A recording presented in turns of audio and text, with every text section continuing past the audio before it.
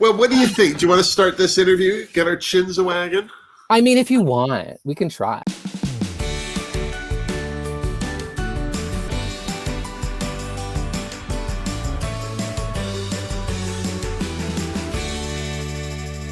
Hey dolls, it's me, Wilma Fingerdoo, with another fantastic chin wagon. This week, finally a celebrity on the chin wag circuit. That's not true. I'm going to start again.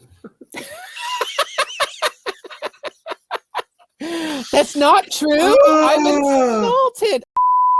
Hey dolls, it's me, Wilma Fingerdoo, with another fantastic chin wag. And this week, the standout breakout star of Camp Wannakiki Season 4. Did she win? No. But she won my heart. Hillary Yaas, how are you, darling? Oh my goodness. Hello, Wilma. What a wonderful introduction. Yes, I lost. You're getting straight to the point, I suppose. Well, you lost by one, maybe two.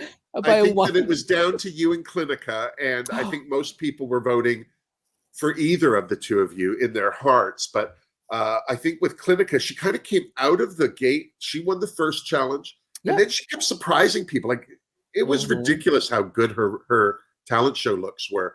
And you certainly gave her a run for the money. When you came out in that sofa, it all changed. It was so funny.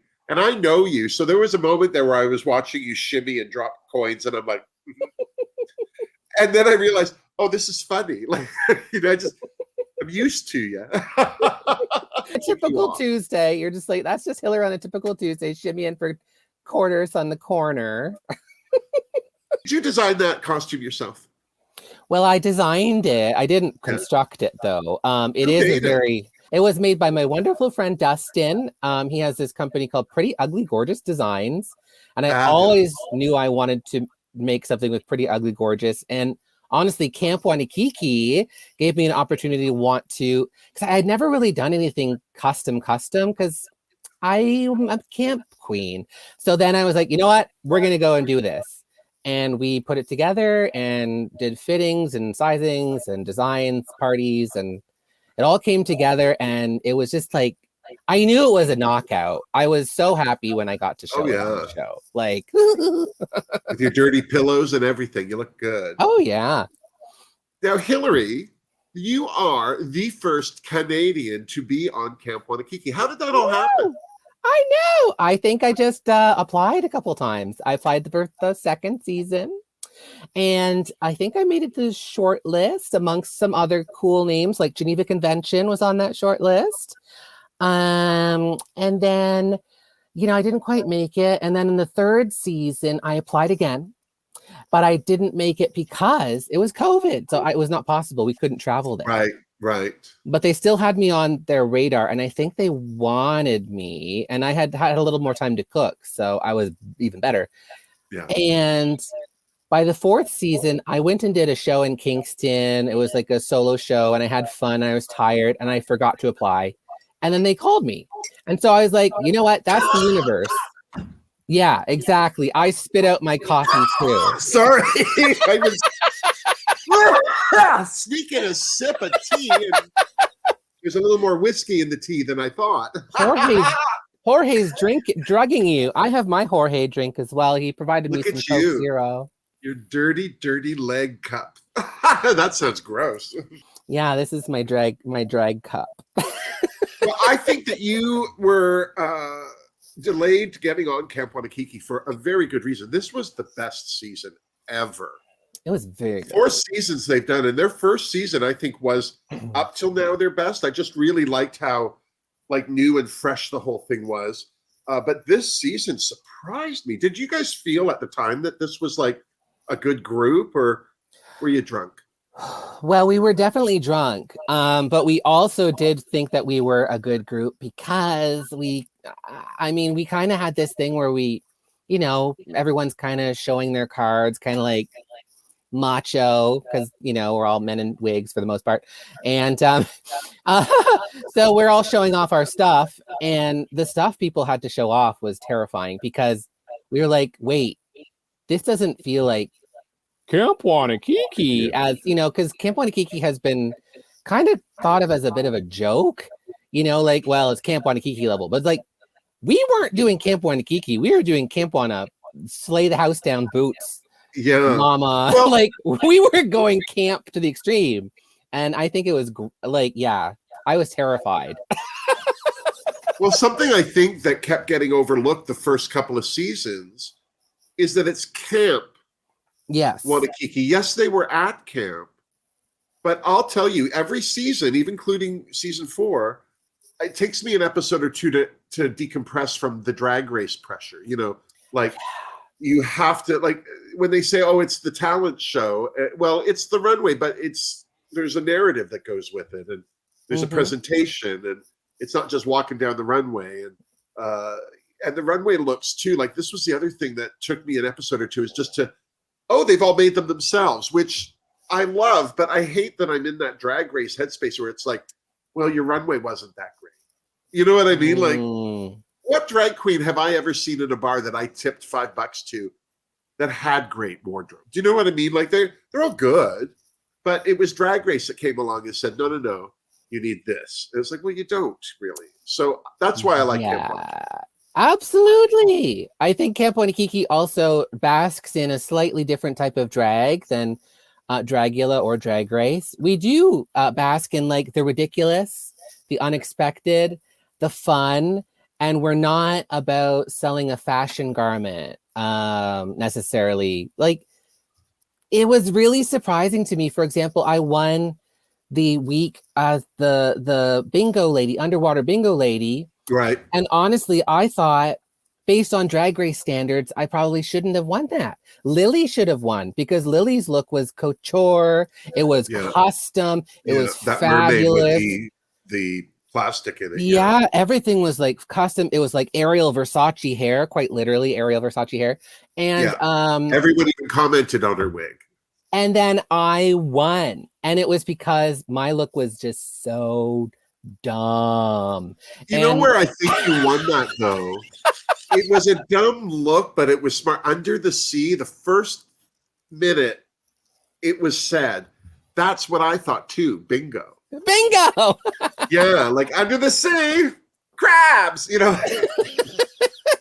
And I think also it was nice to turn the old trope of, I think on Drag Race and even Dragula, we've seen a bajillion glamorous mermaids. Yeah.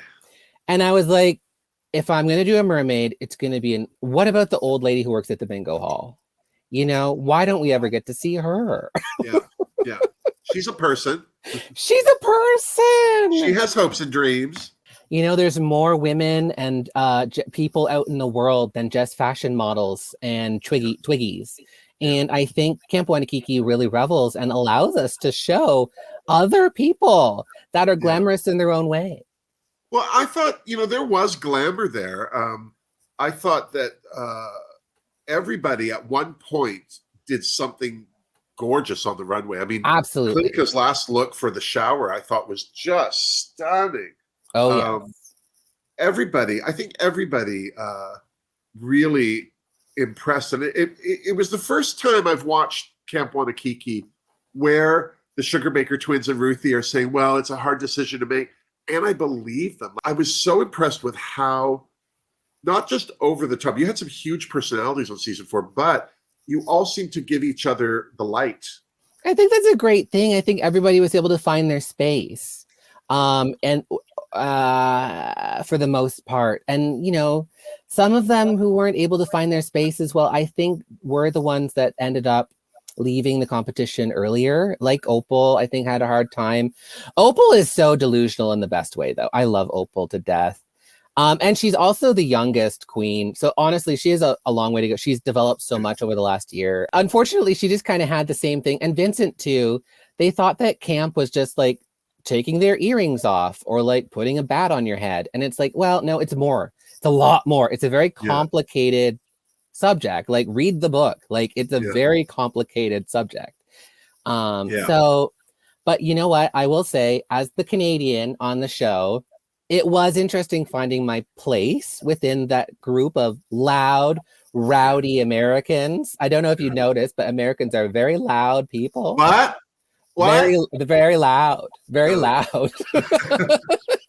Yeah, exactly. So I thought I would come in and I'd be a little bit more like the Hillary you saw in the stand-up comedy challenge, a little bit like bitchier and like Yeah, I understand. Yeah. But in a context of 9 crazy Americans, no. I had to actually play the sweet innocent little flower. I'm surprised you remembered how. I just pretend. Yeah, you're not stupid. You're just Canadian. And I found my spot, in the silence where everybody else was missing sometimes, while they were going blah blah blah, I'd be like off to the side. So when did you get the official call that you were on the show? Okay, this is so wild. Drag moves so fast these days. Camp Wannakiki is at a snail's pace. So I found out that I was on the show September 2021. No, August 2021. Okay. And when did you start filming? Yeah, that September 2021. So you got the call in August. You had a month to pull it together. About a month. Yeah, very, and very you pulled quick. all of those looks together in a month? Yes. Well done, Hillary. Yes. It was a race to the finish. God. It was a race to the finish. And like I said, that's why I had to bring in my friends to help me with some of the looks. You have to. You can't. No one can do something like that all on their own. But it doesn't mean you have to spend hundreds of thousands of dollars to get it done either. I didn't. And luckily, Camp Wannakiki is a very low budget program, so there's no money. So I had to be careful and very practical with my decisions. Yeah. But I still was able to bring some pretty cool stuff. Yeah, you did. Yeah. What was it like being in? Because the thing I like personally about drag Camp Wannakiki is that you're in drag all the time, which gives you that reminder. This is camp. This is funny. I think the nice thing about Drag Race, having everyone out of drag, is it gives them some fame out of drag, so they're not completely feeling like they're nobody unless they've got a wig on. But I just find that once you kind of divide the queen from the person, they try and make the performance the person. And the thing I like about Camp Wannakiki is it keeps reminding you it's a performance. I think so too. I think that's a really good way to look at it. I really, it's not for everybody, like being in character all day is kind of a commitment. And it's not even possible to 100% do. But I've been a performer long enough, and I've played characters and done interpretations all day stuff, that I have this easy in and out relationship with the characters I'm playing. And I played Hillary. She's one of my greatest creations for years now. Yeah. So I can go in and out of this thing so easily. And I just had a ball. Like going to Camp Wannakiki and them saying, "Oh, you have to play this woman for 2.5 weeks, nonstop." I'm like, that sounds fun. I like that. That sounds fun to me. And I had a great time. Did you ever, through the course of it, ever second guess the outfit you picked to be in all the time? Oh, my daily drag face. Yeah. That's called the daily drag phase. DDF. I didn't. No, I thought about that quite a lot. And I had developed it over a couple of years. I wanted to have a nod to Canada and carry a lot of Canada merch around with me, but to be my own woman. I wanted to be this parody singer-songwriter girlfriend from Canada. And I wanted to be pretty. And honestly, I think I was probably one of the prettiest ones. You look gorgeous. I mean, I could tell your makeup had changed since the last time I'd been in a room with you. And you look great. And I mean, the last time I was in a room with you, we were going on TV together. So you had better than average makeup. And I was impressed. Now, you also caused the biggest drama of the season by killing yourself. You tripped, or what happened? It was really unfortunate. I was getting ready for my Pride show look, and then I faked an injury and called in home. No, just kidding. Nice to see some real men. Yeah, exactly. It was like, well, my look wasn't very good, so I was like, I better bust my leg. No, Sympathy. It had just rained, right? And so the ground went slick, but I didn't realize it had rained. So I took one step out the door and went And I had my heels on because I thought this will be faster. And because you have to walk from building to building, and this is like camp. Anyways, one step out the door. If I had had two steps out the door, I'd be fine. But it was one step out the door. And I went back in just the wrong way. And then my knee went like that. And then I was like, this is happening. This is really happening. I'm in America. I'm not, I'm a Canadian. And that's the first thing I thought of is like, shake it off. Shake it off. I was like, now I'm going to have to go to a hospital. Now I'm going to have to, luckily, the paramedics were free for some reason in that area. So they came, they stood me up, and then my knee went back. And I was like, thank God. Yeah. I'm okay. Nothing is torn. Nothing is broken. Yeah. So what happened is the kneecap slid over, and the kneecap has some tendons. And so the tendons, they kind of make all the bruising, and it wasn't ideal. Like, so after that injury, I was fine. I probably should have been taking care of myself. I had to push myself out. Once I got home, I had to, like, my leg had kind of seized up a bit. I had to do some physio to get at full movement back. But hey, I'm getting older. I was like, it is what it is. You only get to do Camp Wannakiki once, probably. So... Well, you don't know. They might do an all-star. You'd definitely be up there for sure. Right? I've already got my lips. The cheeks, too. Cheeks and lip. Oh, yes. The all-star face. I'm not even glad I feel like on Camp Wannakiki, the all-star face is just like everything's sagging. Like it's the opposite. Ugh. Until Ranger Danger walks in. Oh... Talk about an upgrade on our season. We have you were the first season with a sexy bohunk on the grounds. What was that like? How many days was he there with you guys? He was there for probably about half the time, and then he actually had to go off and fly to LA to film his reality show, Go for the Gold. Yeah. Which came out before our season. I think that's hilarious. I think it's so funny that we just have the real moment here. It looked like it came out fast. Okay, but can we talk about other shows that look like they came out fast? Like, I don't know, Canada's Drag Race 3, which literally cast, was filmed, and was put out in a shorter amount of time than the whole of my season of Camp Wannakiki. Yeah. Like, what? That was bizarre. I mean, good for the gals. Good for the gals, but that was wild. But that said, when it comes to the drag shows, I don't watch the spoiler alerts. This is why it was such a surprise for me to hear that I was rumored to be on Camp Wannakiki season 4. Because you sent me a message. Yes. And you said on Instagram, are you on Camp Wannakiki season 4? Yeah. And I hadn't realized that you'd already filmed it, so I didn't understand what you were asking me. And I looked it up, and there I was, and it kind of scared me. I was like, have I missed something? I thought it was so funny, and also I just thought it was so funny that, they at least knew that someone from Canada was on, and then they just automatically assumed it was either you or Brooklyn Heights doing another. There's only the two of us. Everyone else could go suck a big log. And honestly, technically, I think my drag mom, Vicky Lick, she calls you her drag mom for some reason. I put her on stage in drag for the first time. She did stand up at a room I was doing. So technically, you're my drag grandma. Sorry, I'm your drag aunt. Grandma. I think it's grandma, but I don't like that. Say whatever you want. It's all right. No one will believe it anyway. Look at me.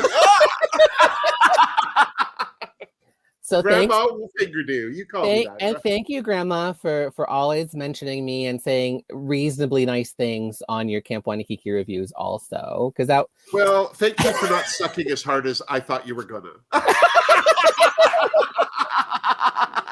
Everyone's so surprised. It's like, wow, Hillary's on Camp Wannakiki, totally going home first. It's like, no, I'm a lot better than you suppose that is? Because Hillary, I don't know you as well as I pretend, but we've known each other for a few years now, so I have to take liberties.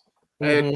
And the first time I met you in person, you made me laugh so much, and then we had to do that interview together. and what, like listening to your answers to the questions were so funny, and then you performed. Yes. And that was the first time I saw you perform, and it was great. And Yeah.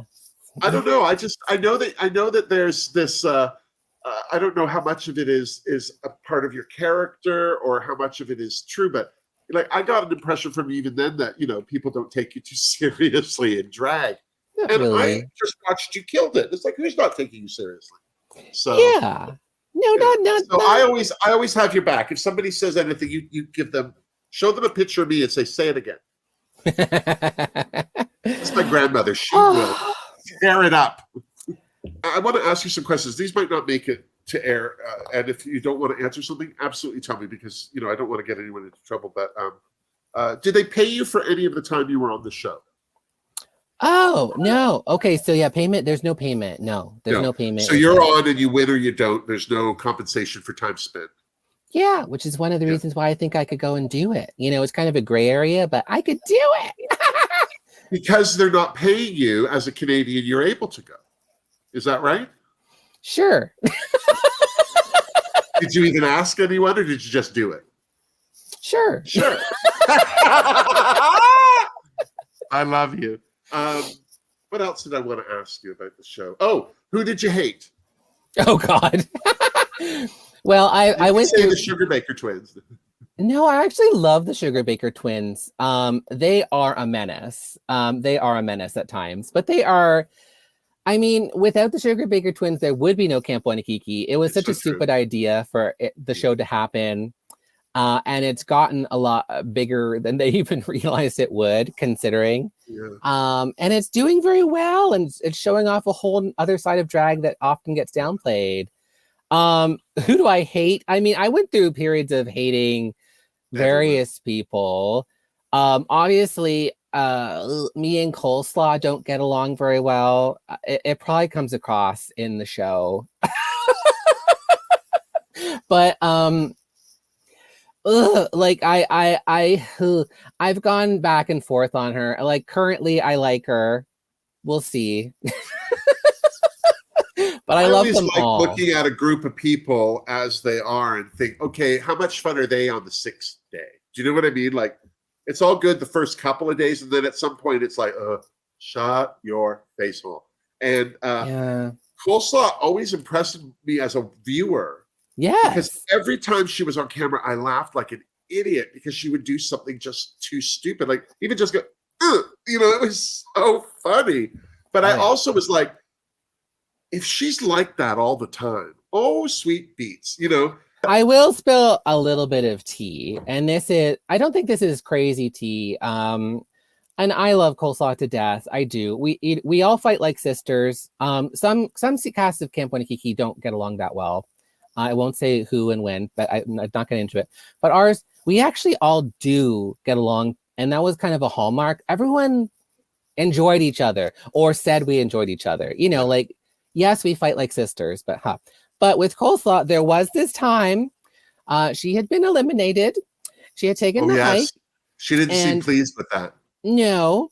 And so, so she had, but you have to stay at camp, right? So, and some of these campfire scenes, they're not filmed in sequence. Right. So we tried there's a reason why there's not a lot of campfire scenes in the later episodes, because we were going to film them all on like the second or last day. And so everyone just had to pretend that they hadn't been eliminated yet. And Coleslaw doesn't do well with fallacy. They're very authentic. She likes to speak the truth. She likes to seek the truth. And so she got drunk or something, and she was a menace and ruined every single take. And we were all just like sitting there like, what is going on? So she ruined it all. So it's Coleslaw's fault. Well, I, for one, was very surprised in the best way possible to not only have known of a drag queen on what I consider to be an American series, but that it was you, because, again, I don't think you get a lot of attention here in Canada, and a lot of queens don't, but you in particular, I think, because you're an acting queen, I think because you have that edge. It's not just lip syncing and working a look on a stage. Like, you've got layers to you. And sometimes, like, your video, if anyone is bored, go to Hillary Yaz's YouTube channel right now, because not only did you have stuff during COVID, you had stuff there before. And then all through Camp Wannakiki, you had a running commentary on camp life. Yes. Which was great. I thought you did such a great, you're so funny. Yeah, well, thank you so much. That's really nice of you to say. I mean, I love to create content, and it's kind of an expression and a valve that I can't turn off, and it's part of my life. And like lip syncing for me, you know, I know drag has really evolved into this lip syncing game, but it's not the only thing to do. And so I've learned to do it as necessary. You know, we run shows with Messy Productions, me and my drag daughter, Messy, Margaret. We run shows and we do lip syncing and stuff like that. But we're always we want to do more things, you know, we want to get away from it. Like, even if it's just like bingo, where we can do bingo and then a little bit of lip syncing, or well, you're working a character at bingo. Exactly. Or, you know, and that's why I do the videos.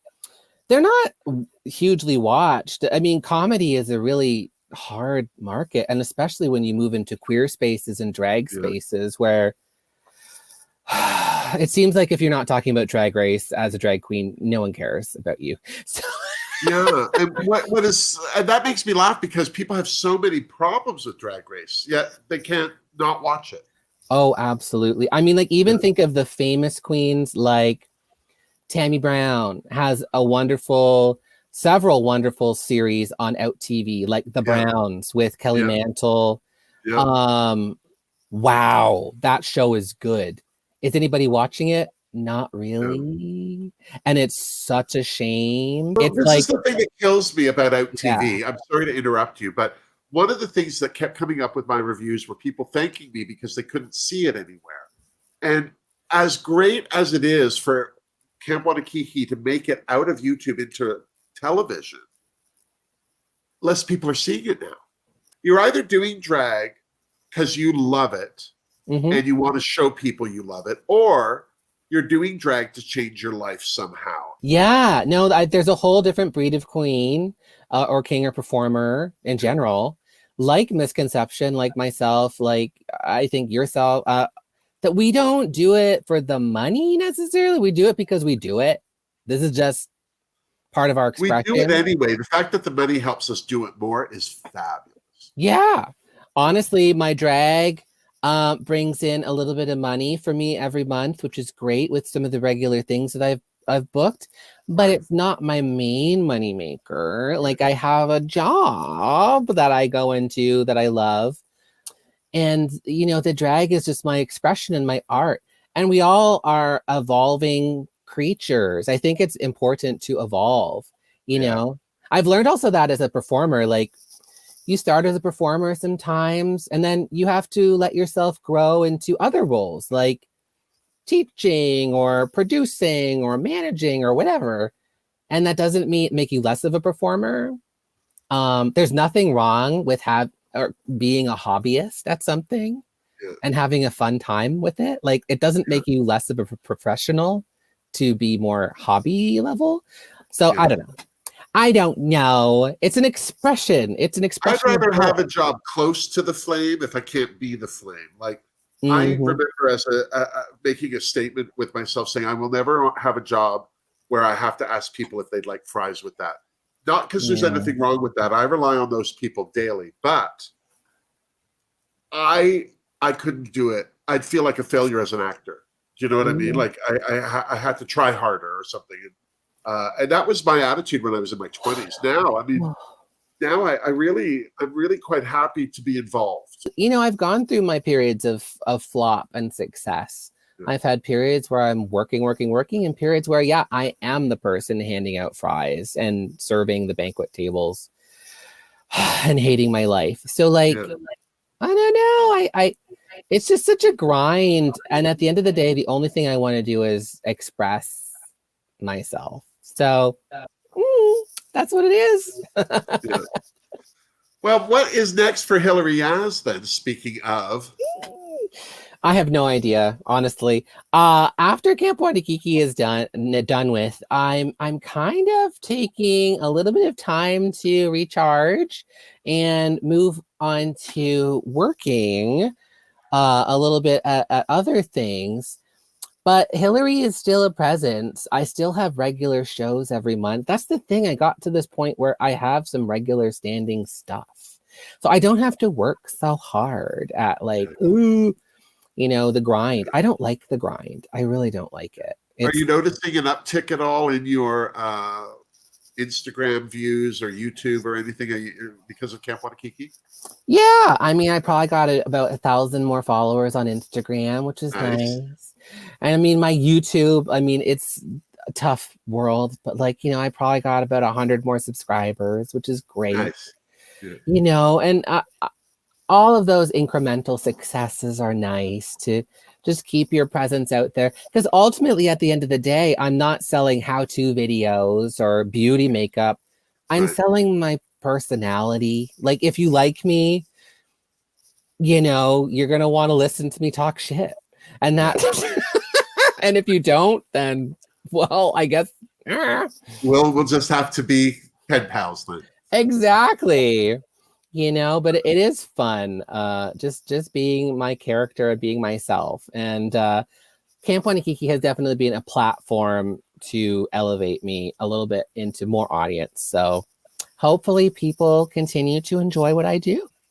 Well, I hope they do an All-Stars. I mean, they've Drag Race did 4 seasons before they did their first All-Stars. So hopefully now Camp Wannakiki has enough people that they can pick and choose from for at least a couple of seasons of it. Because I mean, I think of Miss Kitty Litter.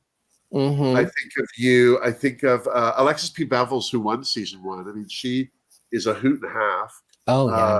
There's just been some really great people on that show. I mean, I would definitely consider it. Hopefully they would let me back in the country, or who knows what would happen. Well, if you don't ask, they can't say no. Exactly. And I mean, I think I would hope that if we did something like an All-Stars, we would do a little bit more like a point-based system or something like that. So it's like even more leaning into like change it up a little. Yeah, like happiness and joy, and it's like a celebration rather than a competition. Because let's be honest, like Camp Wannakiki, you don't make money doing it at all. Like there is no daily, there is not a lot to it. So like we're doing this because we love it. We love the expression. So I think we would all, some of us, not all of us, would love to do it, but we would have to have something different. Yeah. Well, the thing we need to remember is that Drag Race didn't start with any of that either. Exactly. All-Stars is so wild. Like there's way too many All-Stars seasons on everything. Like now there's All-Stars Canada and UK, and there's literally All-Stars Italy after like what, 2 seasons? Like what? They're not All-Stars yet. Yeah. No, they're not. Well, the nice thing I think that we're learning from all of these drag shows and all of these different queens that get paraded on each and every one is that drag is limitless and it's very open. And if you like a certain type of drag and that's it for you, then it's out there. You don't have to look around. But I just wish for all of these international geographic diversity things, like there's so many white people constantly, and there's all cis, mostly white presenting people. There's no kings. There's very, very few AFAB. I mean, we've got Victoria Scone, thank God. Like, finally, UK put a bearded queen. Geneva Convention, she won season 3 of Camp Wannakiki. Exactly. Camp Wannakiki, I think one of the reasons why some people complain about Camp Wannakiki not having enough kings and stuff on the show, but like, at least we do, and they really do look for talent. But not everyone, Camp Wannakiki is not right for everybody. So not every king is going to apply or want to do Camp Wannakiki. Like, let's be honest. It's a low budget show. Doesn't mean you're bringing anything to the table they want to put on camera. Absolutely. It's still a show they make money with. Yeah. And it's not easy. Like, don't think that you can get on Camp Wannakiki just because you put a wig on. It's like, you actually do have, like, you saw my looks. They were not half-assed. No, you really killed it. You showed those Americans what's what. Oh my God. Well, I certainly loved you on season 4. I hope to see you on TV again. And if not, I can always go to your YouTube channel. I'm going to be putting a link down below for your YouTube channel, your Instagram. Follow Hillary Yaas. If you're in Canada, she does do shows. You have a website as well, I'm assuming, Ms. Yaas. You do. And you can follow my shows and things like at hillaryyaas.com. There you go. One-stop shopping. And buy my t-shirt. Buy my t-shirt. Why don't you? I'm going to get one. Buy Wilma's shirt. It's very, I mean, she's got a bajillion of them. The funny girl. I'm very, very lucky. Yeah, that's, yeah. When I saw this one, this was the one yeah. Yeah. I'm so glad you're wearing that one. That's one of my favorites. Oh my goodness. But yeah, so if you enjoyed this video, please give it a thumbs up. If you haven't subscribed to my channel, first, what the hell's wrong with you? Second of all, subscribe to my channel. Also, if you'd like to support this channel, I have links down below in the description box, including a link to Hillary Yaas's YouTube channel and Camp Wannakiki's YouTube channel. Although they don't show season 4 or 3 on YouTube, season 1 and 2, I think, are still available there, and you can see those. Yep. And Hillary Yaas, I just want to thank you so much for doing this, having a chin wag with me. I had the best time. As my chin wagging? Well, it's doing something. I don't know. It might need its own representation. Between you and me, we don't even need to be here for the chin wag. We just throw them in the room first. Girl, I think the funny thing, you should have, we're having a chin wag and just put this. Yeah. Right, my lip, and put my mouth. We can do that upside down thing where your chin is your face. Have you ever seen people do that? Yes. Yeah, I love that. It makes me laugh. Is that our next interview? Upside down chin interviews? Upside down chin interviews. I don't know. I'm not as young as I like to pretend I am. Oh my God. Well, thank you so much, Hillary. Have a fabulous rest of your year. I will see you, I'm sure, at some point. And continued success and get on TV again very, very soon.